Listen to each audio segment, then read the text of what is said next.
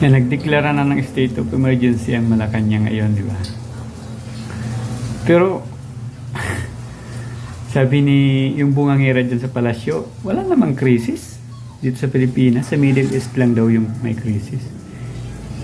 Kaya dito sa Pilipinas, wala. Alam nyo, nung narinig ko nagsalita yung bungangira dyan sa palasyo, nagsalita ng ganyan. Siya na yung pinaka walang utak na nakita kong spokesperson ng presidente. Napakawalang utak. Kasi bungangira nga lang yun. Ang inuuna niya is yung makipag-away, makipagpatutsadahan sa mga politiko. Especially yung patutsadahan niya si BP Inday Sara. Yan yung ginagawa niya. Hindi niya nakikita yung tunay na problema sa bansa. Diba? Ayan. Meron tayong krisis ngayon dahil sa giyera. Diba? Apektado yung lahat. Siguro iniisip nila na may supply pa naman ng langis, ng gasolina. May supply nga. Merong stock.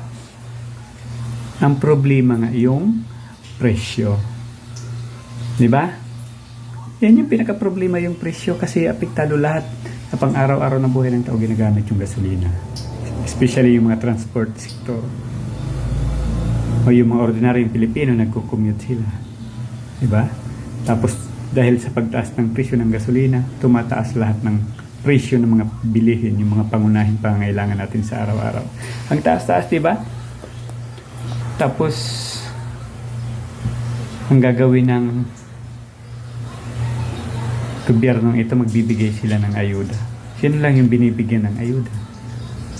Yung mga nasa transport sector. Dahil iniisip nila na sila lang, o iniisip ng gobyerno na yun lang yung apektado. Hindi po, lahat po ay apektado. Sana mabigyan lahat ng pangmatagalang solusyon. Diba? Hindi katulad dito na para tayong naghihintay kung ano yung mangyayari.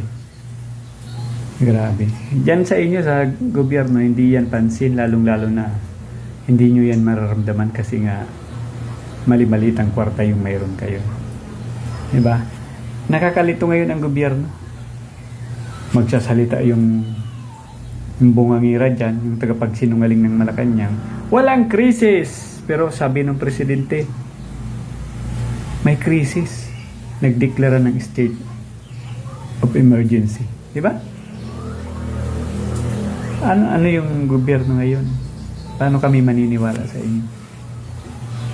So dyan pa nga lang sa mga pronouncement nyo, sa statement na nilalabas ninyo, hindi kayo firm, hindi kayo sigurado. Lalo na tuloy dyan sa solusyon, kung ano yung iniisip niyong solusyon. Hindi rin kayo sigurado. Kaya yung mga Pilipino, hindi rin sigurado kung may susurvive yung krisis na ito.